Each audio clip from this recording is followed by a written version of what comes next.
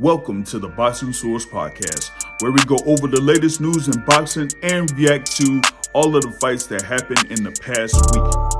Now, let's go to our host, J.R. Bell.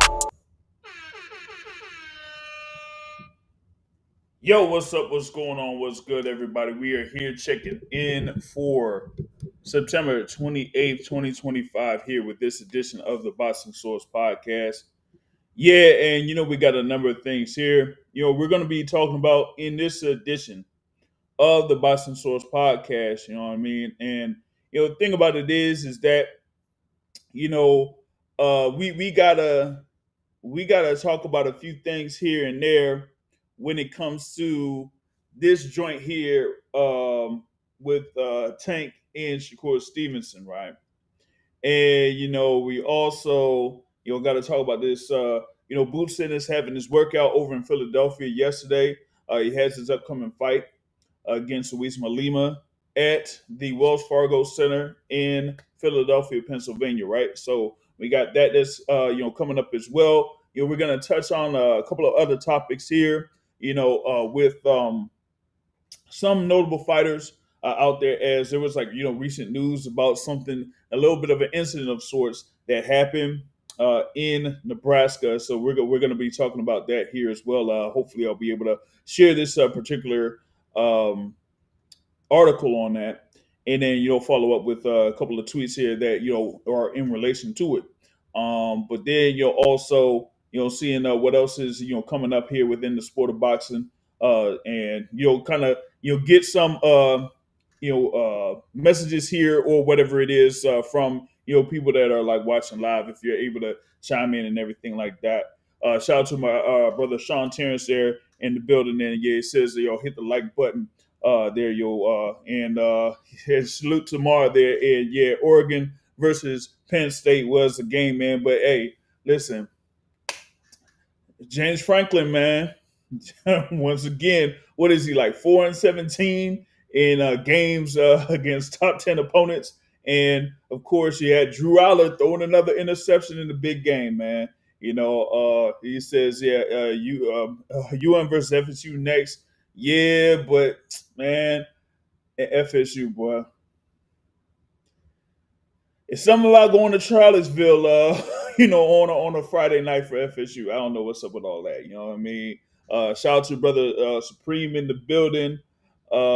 Think about that, and salute brother Jesus is here in the building. Yeah, he said, yeah, they Twitter boxing, man. It's absolutely crazy, man. And Supreme Al-Sheikh asked if I call Raul Garcia versus Moreno there for what happened in Pro Box TV. We're going to be getting into that here later down the line, right? So wanted to get into a few things here with what's been going down. First, wanted to talk about this thing here for what it was from last weekend. They had something that was going on in Nebraska there that involved the now crowned undisputed super middleweight champion Terrence Crawford. Okay, had the whole thing there where he had his parade, had a few things going on with that as far as like celebrating him winning the undisputed super middleweight championship, and also that being a day before his birthday, right? But after everything that went down with the the parade, and I think it had like a dinner or like a little get together after that. Something went down afterwards or something like that, and it said like Terrence Crawford was driving around I guess the city or whatever it is, and says that he was pulled over there, and we had like an article. Let me see if I can pull up this article here through. Let me see what it is. That's through Give Me Sport, I guess it is here when it comes to this particular article. So just real quick there from Alan Dawson there, and it says there that talk about Terrence Crawford birthday is actually today. His 38th birthday, and it said the police pulled him over to conduct a traffic stop.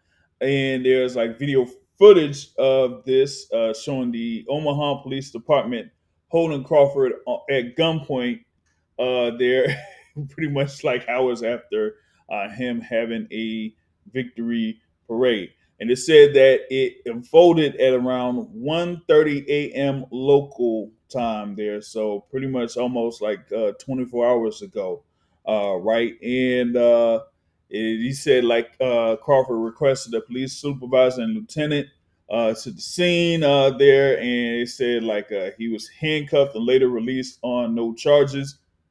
Omaha Police Department there with John Ewing, the mayor of Omaha, issued statements there, and it said within the thing for the police said while speaking with the driver, an officer observed the firearm on the driver's side floorboard. For safety, all four occupants were ordered out of the vehicle at gunpoint. The driver was later identified as Mr. Crawford upon verification of his driver's license and was issued a citation for reckless driving. One passenger, member of Crawford's security team, was also found to be carrying a legal firearm. There, just real quick, and it said police have confirmed that all occupants are legally permitted to carry firearms. So, was like a routine traffic stop or something like that, I guess, through reckless driving or whatever it is. But I don't know, man. Looks like it could have been like a basic like nothing burger or whatever it is. You know what I mean? But given that is Terrence Crawford, given that he is, the newly crowned undisputed super middleweight champion of the world, right? And him having all of that attention there within Omaha and the state of Nebraska. Remember the last weekend, he was out there in Lincoln for that game between Nebraska and Michigan. So we just kind of going through the rounds and everything like that, being the undisputed super middleweight champion, scoring that win over, as they say here, over here, this guy over this guy right here, right? So now it's let's see what the momentum is for Terrence Crawford, having him be I guess as popular as possible in this particular sense, right? So that was the thing about that. I think that was something where it's like, okay, it's something that has happened, and this is something with where I guess they try to bring a lot of attention to it, but nothing really like came out of it and everything like that. So my thing is, it's like, well, with that being said, just have this be a routine stop or whatnot, and just say like it is what it is on that front, right? So that's how I pretty much like say on that, right? Now, that being said, going through what Jesus M commented here just a few minutes ago. Yeah, more Twitter wars between Tank Davis and Shakur Stevenson. Yep, pretty much looks like that. And I wanted to like kind of go through all of this here, man. I don't know, like pretty much like where it started, but I'm gonna go with what this started with Tank Davis right now. Remember, you all was there in attendance for the New York press conference there with Tank Davis and Jake Paul. Of course, they have their upcoming bout on November 14th at the Casilla Center in Miami, Florida. Okay, and in that New York press conference, you did have a couple of members of the media kind of like press a question to Tank Davis in reference to him, facing like a Shakur Stevenson or a Teofimo Lopez, or some of the other contemporaries within or around his weight class, also including Lamont Roach, who had that draw there with Tank Davis on March 1st at the Barclays Center, right? But now it's basically something where anytime Tank Davis has something and he posts something with a lot behind it, then it gets a lot of attention, right? Uh, it said, now here it is, man. I'm going to see if I could, go through this whole chain here, whatever it is, right? So I'm going to see if I could get that pulled up here real quick. And hold on, let's see. All right, this should be it. Yeah, this should be it, right? And it says here with the thing with Tank Davis, right? Says, talk about, people like saying it's hate and jealousy because it's like y'all ain't even telling him to fight the rematch, telling him to fight someone else when he got hurt and more. But they're they're doing this thing here with his big bro now. I guess like where was his energy 2 or 3 fights ago, right? I said like them folks are lame, right? And then and then we see something there from Shakur Stevenson. He says like you so lame it's getting out of hand, right? And that is something to the point where and now on my kid, I wasn't hurt, but you was wobbled several times in your last fight. So Shakur, making an immediate answer there too, Tank Davis, and then it goes back and forth again, and then Tank Davis asks, "It's like how much you making a fight, Teofimo Lopez?" Like I said, you was hurt, and I know that's why you are in my mentions right now.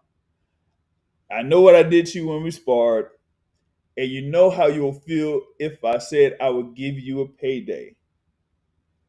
But I'm turning my back. Get it out the mud. Okay. And you got Shakur responding. He says, "That's how I know you soft. I can't even go back and forth with you. You rather pop to me on social media than get in that fire and get embarrassed. I get it. Peace and blessings upon you, cuz." It's like, okay. I guess it said, hey, Tank responds there with the people got your chest out so bad, you talking like you a killer, forgetting that you the one that runs. I ain't saying that. I'll be the one to bring the fight to you. This man a made up character. Blessings upon you. Clown says he want to be Kevin Gates. Wow. And it said, and Shakur is responding saying, "You took a knee in the middle of your last fight like an amateur, talking about you got grease in your eyes, all because the fight was getting tough. You didn't get on here crying about people being fake, but you the fakest in boxing. What happened to your 6-7 fight deal?" Oh boy. And then Shakur says, "And I be chilling. I could have been popping it, but he's been mad respectful. Integrity means more to me than that money, but he talking. I guess, all right." And he said, "For future reference, don't ask me about," oh boy. And it goes for all reporters and interviewers. You don't want to hear it. And then he said, "Never fight." So officially moving on. And he said, "This is a lot. I'm telling y'all, man, this is a whole lot between these two. This is crazy though." Talking about Tank saying they're trying to cash you out. It's what you're not realizing. Nobody wants to see you fight. You're born in the ring and you're born outside the ring with oh boy, a pushing the narrative that I'm scared of you when you and me know this is not true. It's nobody wants to see you fight. They lose money when you fight. Your own daughter said you almost got knocked out. Oh man. And Shakur says what he says, man. And he says, "Hey, I wish you nothing but the best for your career. I never had no hatred for you. It was all business. But I'm better than you in boxing, and you know it. And I'm satisfied with that." And it's just, I can't believe actually went back and forth this much, to be honest with y'all. I really am. Said the Tank talking about this, talking about you're not, and just how you say you're all that buddy buddy. I know that's what you want. Shake up after the fight. Oh man, you know what I mean? So it said Shakur Stevenson says stay blessed. So there you go, man. That was a whole little back and forth, man. You know what I mean? Brother Allen to Saint, what's good with you, man? What is good with you? Yeah, man. So I think you had like comments from Shakur Stevenson in an interview in what was it, like the past week or so, right? And like he had comments about Tank Davis and him doing what he's doing as far as like having a fight with Jake Paul and him making that decision and looked like Shakur had like no issues with all of that if that's the route that Tank is going to take, right? But this back and forth here is just something where I just thought it was a little crazy. Brother Jaime says that Shakur is not a pay per view attraction. Yeah, let's see, man. I mean, I am thinking. Let's see. So you got Ash Shakur, Nafisa Heed Stevenson, right? Okay. Um, has there been any pay per view event that he's been involved in where he's been the headliner? Nah, nope. We know that the whole thing with Riyadh in February. That whole joint there was like a super card there with all of that, and you had like multiple fighters involved in that. Like it was, of course, like Virgil Ortiz Jr. versus Israel Majamal, Carlos Adames versus Hamza Shiraz, Viterbia Bevo rematch, Bawazi versus Callum Smith, Agit Cabio versus Zalay Zhang, and Joseph Parker versus Martin McCauley included in that whole card outside of Shakur Stevenson facing Josh Padley. Of course, it would have been Floyd Schofield Jr. There as the opponent for Shakur Stevenson, but of course that all fell through. You know what I mean? But that being said, the thing with Shakur Stevenson is from a marketing perspective, business perspective. Yes, he has had a good amount of viewership when it came to ESPN events there when he was under Top Rank. So it was like Top Rank on ESPN. Yeah, he did have a lot of viewership, so to speak, as far as like numbers that could have been around the 900s or like a million or something like that for some of his fights, but that didn't transition over to having to be featured on a pay per view telecast, something like that. You know what I mean? So it didn't build Shakur Stevenson to be that particular person to where it would be like as many would say, a super fight. Now, some would say like, hey, I mean, you got Terrence Crawford and Errol Spence Jr. That was like a super fight or whatever it is, right? But those guys kind of like established themselves. They had the accolades, they had the backing and things like that. And yeah, Crawford had like a pay per view or two, I think, before going up against Errol Spence Jr. Right?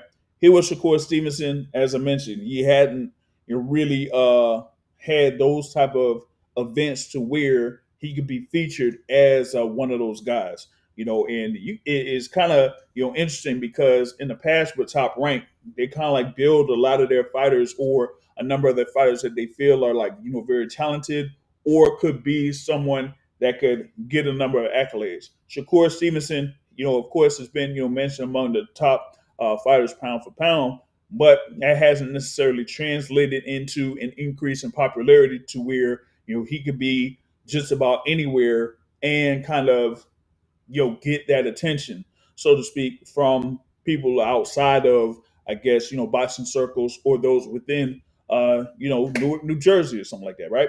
So when it comes to a potential fight between him and Tank Davis, a lot of the fight fans feel like, yeah, that should be a super fight, but I guess people behind the scenes are saying that, hey, it is what it is with all of that. You know what I mean? So with that being said, as far as like this, hey, you just move forward with it, and that is what it is on that. If Tank Davis has his upcoming fight, he's able to do what he can do against Jake Paul, then that's it. We did hint that hey, he might be walking out the door within a couple of months. because someone like made a statement like says that he should retire, and he's like, yeah, within 8 weeks. So it is what it is. Not sure what this is all about. So nah, you might have to explain all that right there. But that's the thing on that, right? But as long as we just get everything just moves forward and they continue their careers or do whatever they do, then that's that. As far as like a fight, if it doesn't happen, oh well. If it does happen, oh well. This is boxing. Like boxing has been out for centuries. We've had multiple instances where fights that we thought could have happened didn't happen. Boxing has moved on. So that's pretty much what we should basically do here at this point. I mean, I've been in this game for a long time, and my thing is like I can't necessarily be disappointed in something not happening. Okay, because that's part of the game. You get thankful for the big fights that we do get, and those that we do get, that you got to be able to support them as much as possible. Because we the way the business goes, we really get it rarely. So as far as like these two going at it, it's something because those two had been working together. They've been in the gym together, coming up from wherever they came up at, and that is what it is. So there you go on that front. Now I know people are talking about this thing about legacy and all that type of stuff. That doesn't it won't necessarily apply for everybody. It doesn't. Like I said, this is boxing. You know how many people have been in the game over the course of over 100 years. Some people may do that for legacy. Others do it for the money. But at the end of the day, it's professional boxing. Okay, so you ain't gonna, like I said. I mean, you could have accolades here and there, but guess what? You think that they'll do that for the certain amount of money that might be below their pay grade? No, that's not going to happen. All right. So if they're able to get both, great. If they can't, then you'll see what they're basically about. So that's what you have on that front, right? Now, with that being said, I would just like to see if, at least for Shakur Stevenson, is they've been saying here multiple times over, okay, he's going to be going against Teofimo Lopez here at 140 pounds.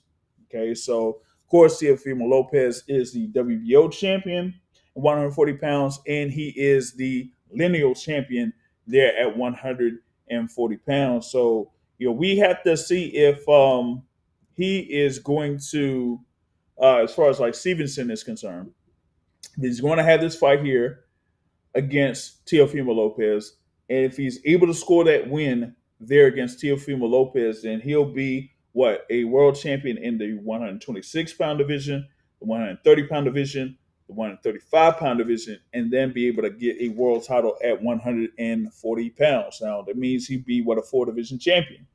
And it kind of goes into a little bit of a discussion of, having these multi-division world titles. What does that mean for, the overall landscape of boxing?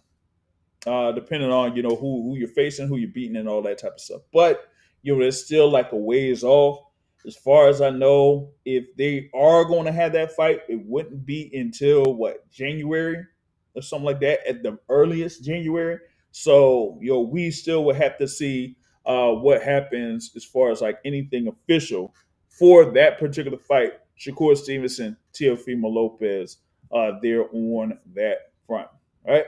Now, with that being said, you had other things that was going down at least this past weekend. Now, over in Philadelphia, they had the open workout there in Philadelphia involving the former unified and lineal welterweight champion Jerome Boots Ennis. Of course, he is there undefeated in boxing, so to speak, right? And with that being said, we got to see what he's going to be able to do here at 154 pounds. He's currently 34-0 with a record of with 30 of those wins by way of knockout. Of course, he had his last bout in April of this year against Iman Stanionis, unifying the IBF and WBA welterweight championships, getting that stoppage victory. Now he's going up against Luis Lima. Lima does hold a version of a super welterweight title there with just 15 professional fights, right? And a lot of people are kind of like brushing off the fight, saying, "Okay, it's Luis Lima. Like, who is this guy?" and all that type of stuff. What it is, what it is.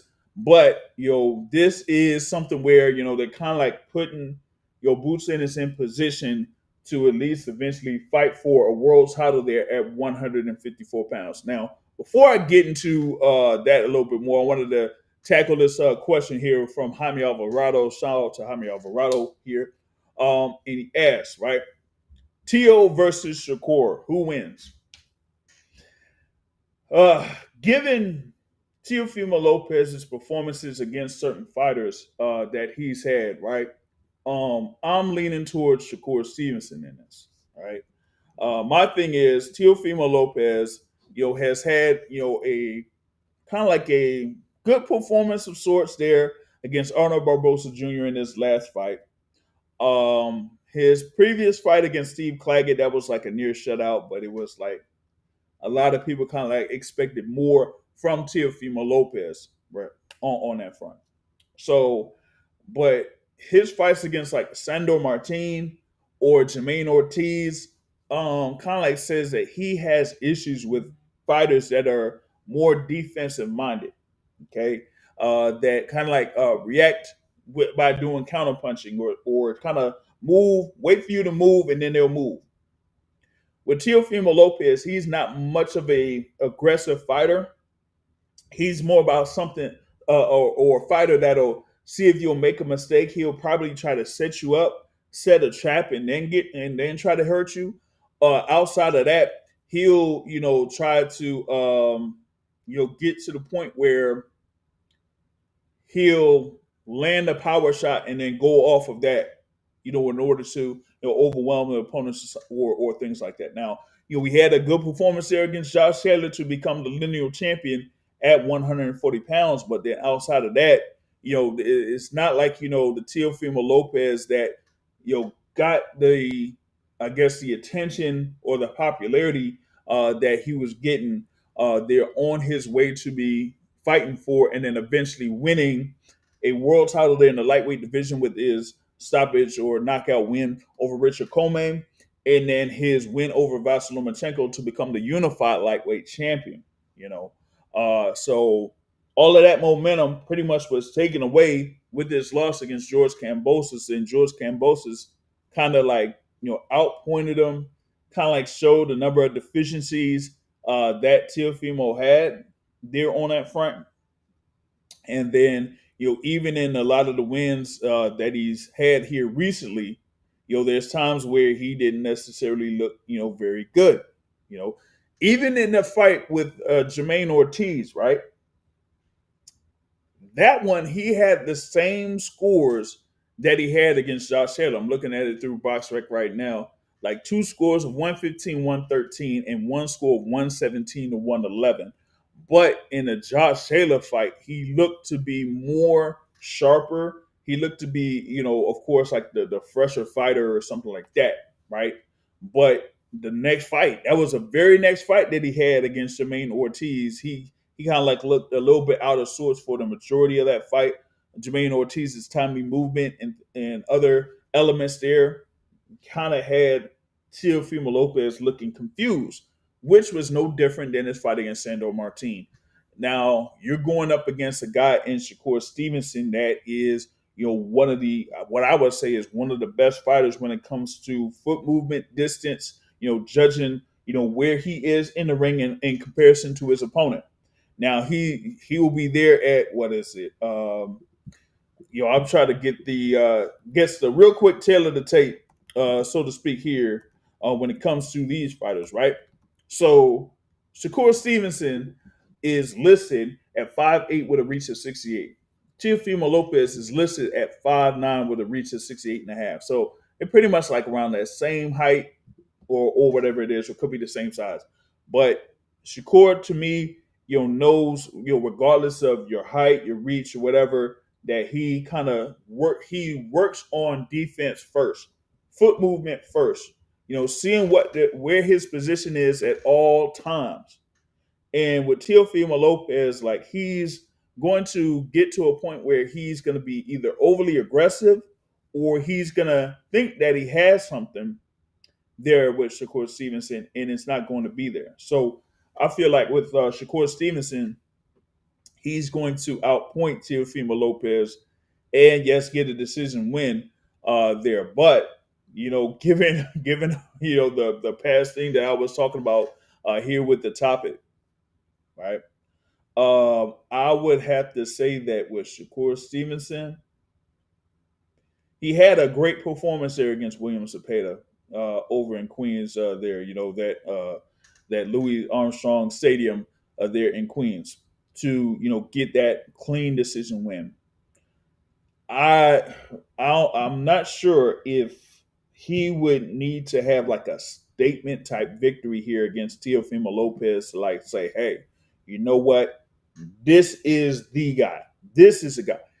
I wanted to see if it could happen against William Cepeda, but the scores were pretty much what I expected. 10 rounds to 2 in favor of Shakur Stevenson, because I didn't really think Cepeda like had that type of element to really, get Shakur in that much trouble, And for Teofimo Lopez, like, I will have to look at a few more fights outside of the ones that I mentioned, but I'm trying to see where Tio could have Shakur Stevenson in a little bit of issues outside of maybe the power or the speed.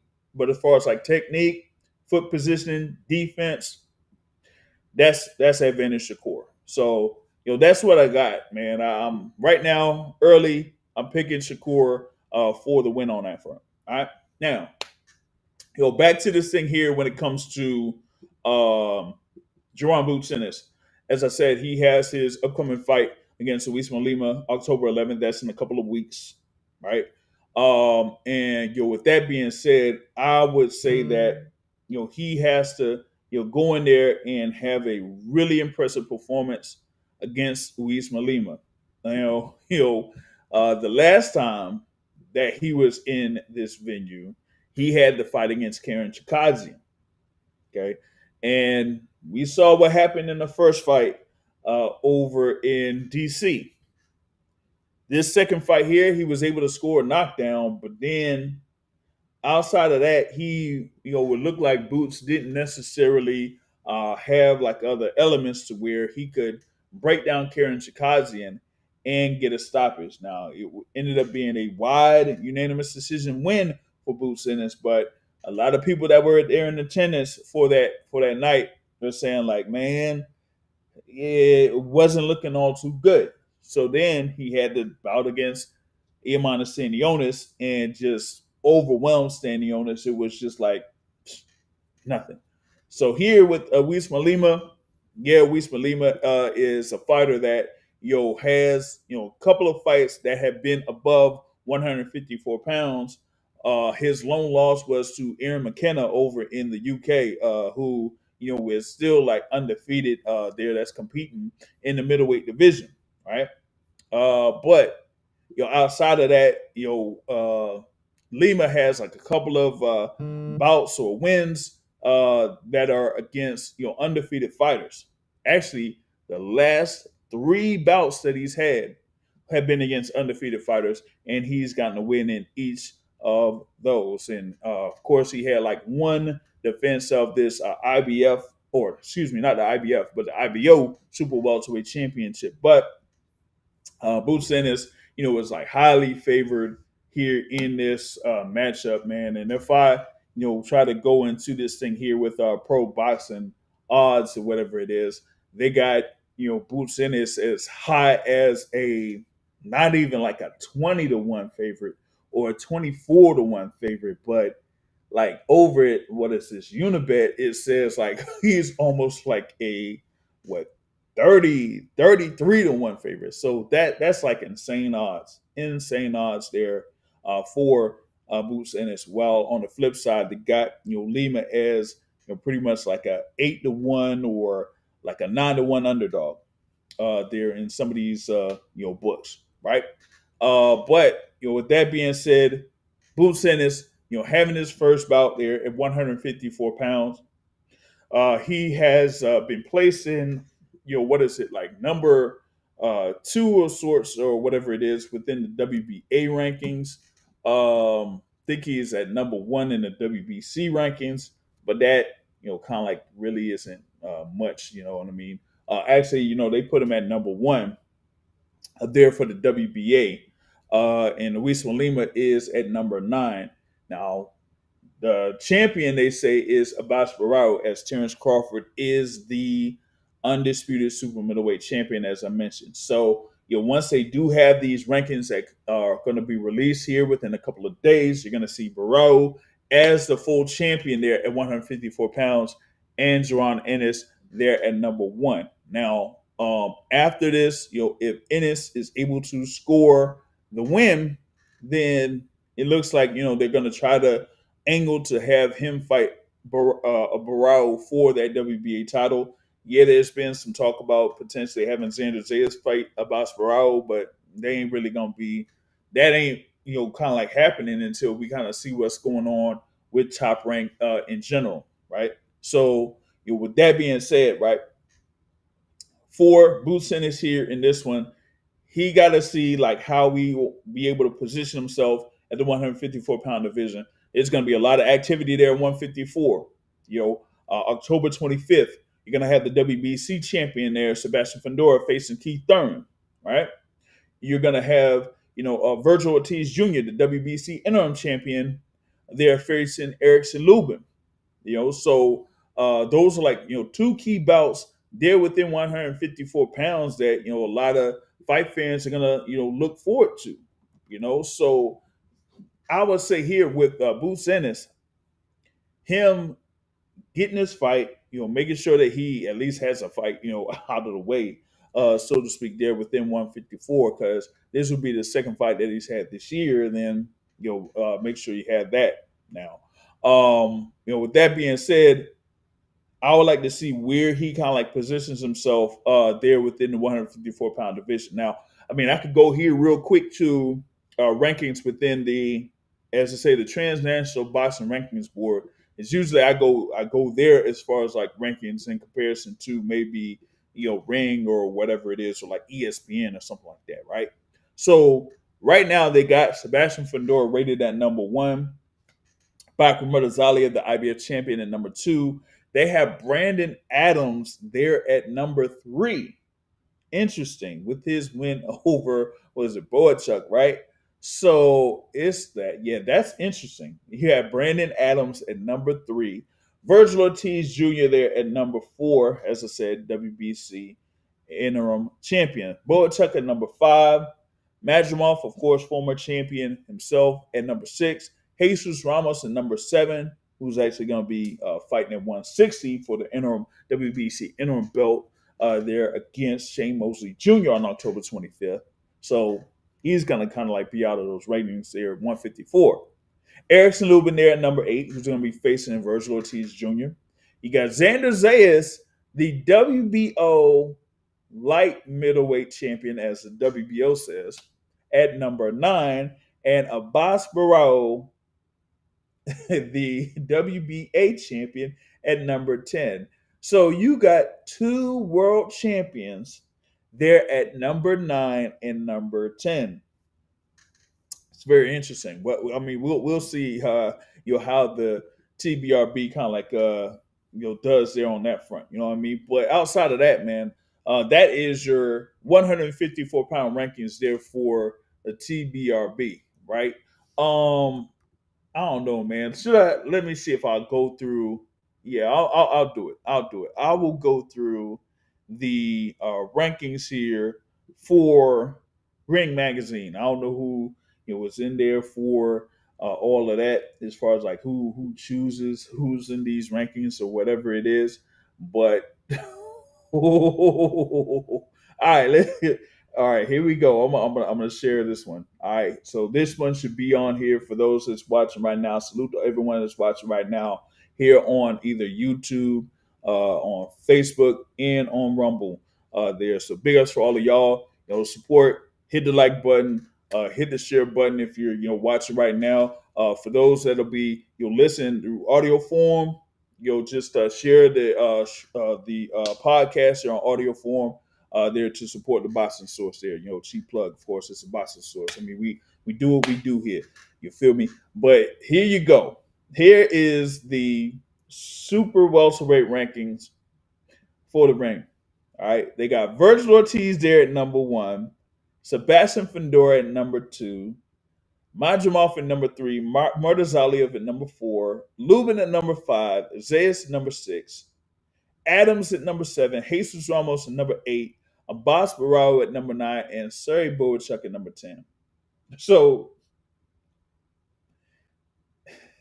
hold on, y'all. Hold on. Okay. So, let me get this straight. You have a fighter that is the WBC interim champion at number one, and the WBC full champion is behind him at number two, who basically has had their whole career at 154 pounds, has 2 wins over Tim Tszyu, right? Has, the win over Cordell Booker, right? Those has been his last 3 fights there for Sebastian Fundora. The decision win over Tim Tszyu first, then the stoppage win over Cordell Booker, and then stop Tim Tszyu. All right. And his lone loss being against Brian Mendoza. Okay, he has that loss. That's there, and that's whatever. But he also has that stoppage win over Erickson Lubin. That was in 2022. Okay. The same Erickson Lubin that Virgil Ortiz Jr. is about to face here. What is that? In November? That first weekend of November. They're in Fort Worth, Texas. So you mean to tell me that you're going to give more weight towards fighter in Virgil Ortiz that has the win over Majumov? Okay, he has a win over Majumov, right? And who else does he have? The Sergey Bovichuk, right? So those are the wins that Virgil Ortiz has, right? Within 154 pounds. Okay. Sergey Bovichuk is what? He's rated there at number 10. But he has 2 losses. Is that right? Is it 2 losses? 2 to Brandon Adams. He got stopped in the first one in 2021. And then we've seen the latest one that happened here in September 13th. Unanimous decision. And Brandon Adams pretty much almost shut him out. So you're giving Virgil Ortiz Jr. looks like a little bit more weight towards his win over Bovichuk than the 2 wins that Brandon Adams has over Sergey Bovichuk. That's one. Majumov, okay, might be able to get that, but like Majumov one has only had 13 pro fights, and you had the 2 losses, one to Virgil Ortiz, one to Terrence Crawford. Okay. But Fundora, I'm sorry, I will have to put Fundora at number 1, at least right now. They're in the 154-pound division. That's kind of like how I see it. All right. Now the thing about it is now with Jerome Boots Ennis having his upcoming fight October 11th, he gets his win against Usman Lima. Where would he be placed within the 154-pound rankings? Would he be placed within the top 10? A number of people would say he'd be in the top 10, but it would just be that one win that he could have here against Usman Lima if he's able to get that victory on October 11th. But let's see, Boots against a number of these fighters, where would he be within that? Like, are people going to say, okay, if you have Boots Ennis against these fighters here listed within the top 10, who would you favor to win those fights? People say like Boots, and they're gonna say, okay, I would put Boots over this guy. I would put Boots over Barao or Jesus Ramos, who, like I said, after he has his fight against Shane Mosley Jr. on October 25th, he's not going to be in those rankings for 154 pounds. So you could might as well put him out of those rankings. Um, would you have him there above like a Xander Zayas or Erickson Lubin? That would be the question there for Boots Ennis after October 11th. Here is like, where would he kind of like be at in those particular rankings, so to speak, right? So that's the thing, I would have to see with the performance for Boots Ennis here first against Luis Malima on October 11th. Of course, that is at the Wells Fargo Arena there in Philadelphia. That's going to be, pretty interesting card there, to say the least. As you're going to have Khalil Cole versus Jesse Hart. So that's kind of like as they say, a domestic dust up there with the WBC or the USA light heavyweight title on that. You're gonna have Guido Vianello versus Alexis Pereira there in the heavyweight division. Interesting. Now this is the other one here that I have that I did not necessarily, look at too much, or I haven't talked about it this much, right? Or as much at all. And that is the fight between Tamir Smalls and Jose Roman on this card. Yes, this is the same Jose Roman that was able to score a split decision win over Jalil Hackett last year. And they were supposed to have that rematch in March of this year in Orlando, but Jalil Hackett ended up, suffering an injury there to his foot, and that ultimately scratched him off. So now you're going to have Jose Roman in here against Tamir Smalls, and that's going to be a really, really interesting bout here for Tamir Smalls at 26 years old, going up against Jose Roman. So we got to see like how Jose Roman is going to approach this particular fight. He hasn't been in the ring since that win over Jalil Hackett. And then for Tamir Smalls, how could he deal with a fighter like Jose Roman, who was there, even though with like 15 professional fights, he kind of like showed with his background, amateur background, that he has like a lot of as they say, mileage in the boxing game. So for Tamir Smalls here, that's going to be one fight to also look at in this fight card. You're also going to have Zakeem Moses featured in this fight card there through Matchroom Boxing. Dennis Thompson's on the card. A few other undefeated fighters featured on this. Actually, all but one of these fights is going to at least have one undefeated fighter on the card there for Matchroom on October 11th. Yes, it's going to be shown live on the zone there, but of course, you're focusing on there with Boots Ennis versus Luis Malima, and I guess with the co-feature there, Khalil Cole versus Jesse Hart. So that's what I had there as far as like that particular fight card, and then the thing there with Boots Ennis. You had the Pro Box card that happened last night, right? With Najee Lopez, they're getting the win over Calvin Henderson. TKO victory. I thought it was going to be easy work there on that fight, and it was what I expected there on that one, right? You also had Joshua Kevin Anson getting a stoppage win over Isaias Lucero there in that one. So I guess with Anson, that was a good performance for him. But being able to have that stoppage there, through the seventh round. You also did have the thing there. Actually, one thing that I did miss, given that I was busy, is that I wanted to see the thing there with Juanma Lopez de Jesus, because that one was after all of the fights that took place there through Pro Box TV over in Kissimmee, Florida. So You did have that I gotta look at here, and I'll probably just talk about that. In I'll get like a little bonus uh, video here that'll be on the YouTube page to kind of like summarize that thing there for Wama Lopez de Jesus or whatever it is. But you also did have Raul Garcia getting a unanimous decision win over Emiliano Moreno, handed Moreno his first pro loss.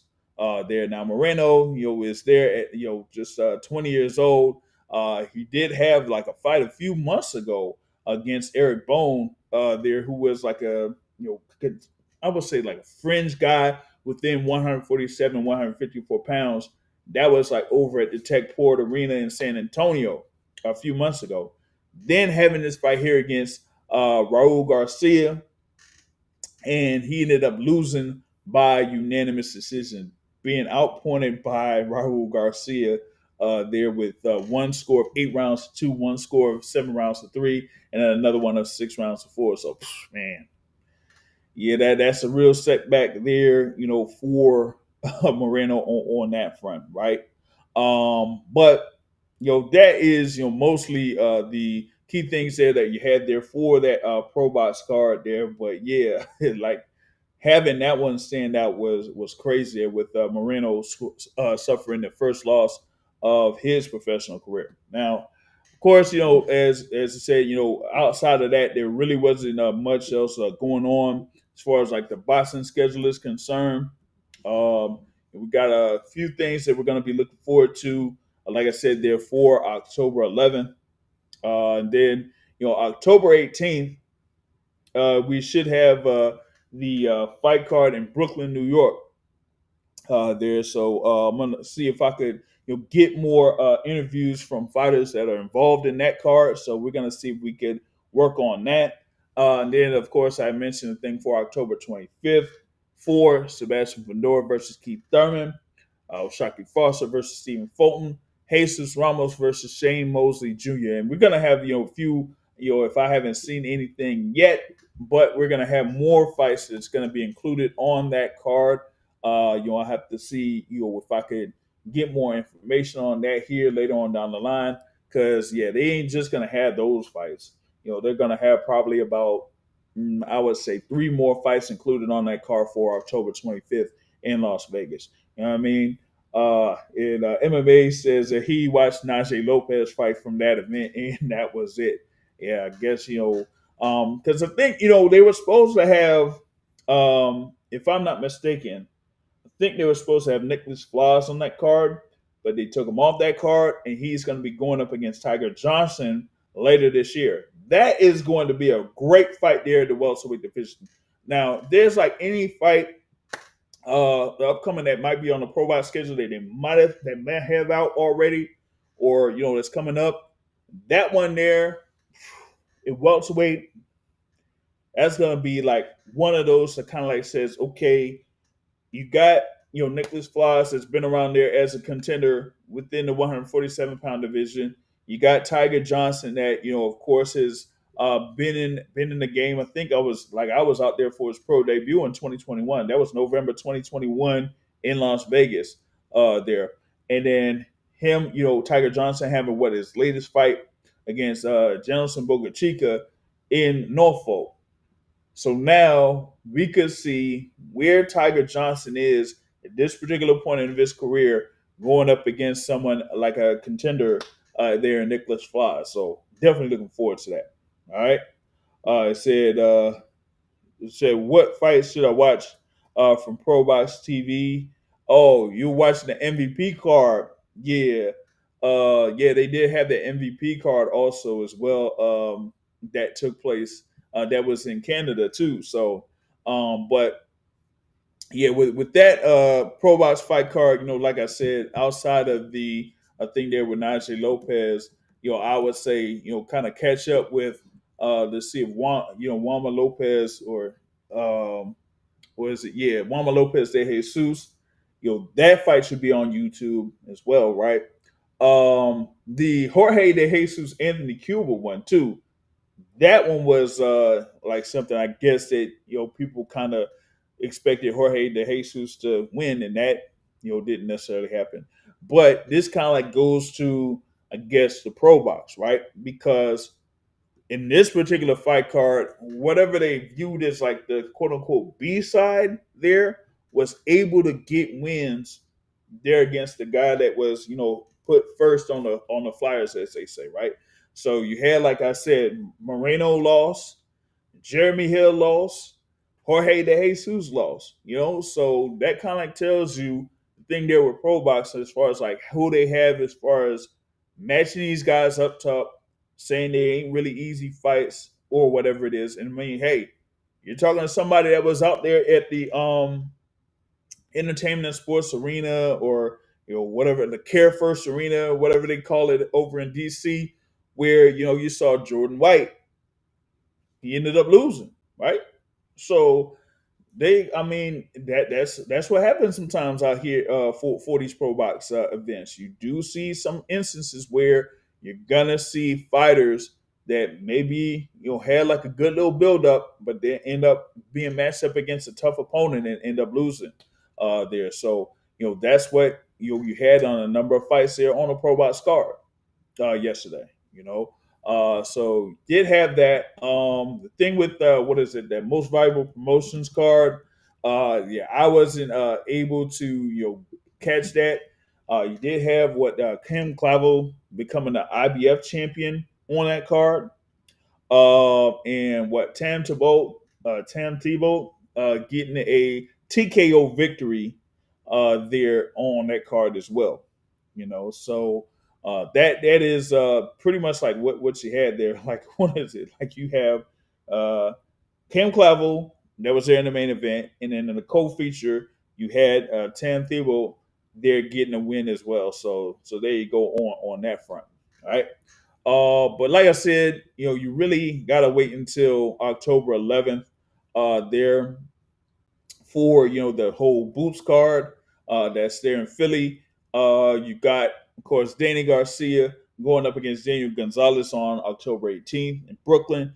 For October 25th, I talked about a couple of fights that were on that fight card in Vegas, right? But you also have Joseph Parker versus Fabio Wardley that's going to be in London as well. So that is another thing to look for coming up here in October. But that is, the main schedule. We know about, the fights coming up in November with Virgil Ortiz Jr. and Erickson Lubin for his Schofield versus Jojo Diaz.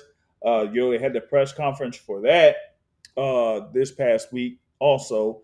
But and then also the thing there with Jake Paul versus Tank Davis there for November 14th, and the fight card on November 15th with the rematch with Chris Eubank Jr. and Conor Benn, and then November 22nd, all of those fights on there. Benavidez versus Jarrett, Bam Rodriguez versus Fernando Martinez, Abdullah Mason versus Sam Noakes, Brian Norman Jr. versus Devin Haney, and Artur Beterbiev versus Dion Nicholson. That'll be on that card as well. So a lot of action to kind of like look forward to here within these next couple of months.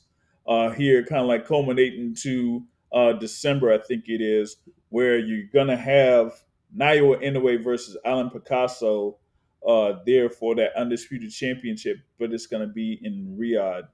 So you're gonna have Inoue, Junto Nakatani, and Kenshiro Taraji all fighting on the same card, but it'll be in Riyadh. It won't be in Japan.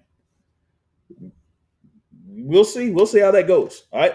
But that's what I had here for this edition of the Boxing Source podcast. There, just a quick thing here for an hour or something like that. Like I said, with not that much main action there outside the Pro Box card. That's kind of like makes things be a light addition here for the Boxing Source podcast, right? So with that being said, big thanks for everyone that's been able to listen live. You'll hear on these multiple platforms, and you'll be able to catch the replay in audio form, through Spotify and your other podcast apps, whether it's like Amazon Podcasts, iHeartRadio, all that type of stuff, right? So with all All that being said, what I'll say to y'all is, point advice, folks, is hit not get hit, not to stand and trade. On that note, I'm out. Have a good evening, everybody.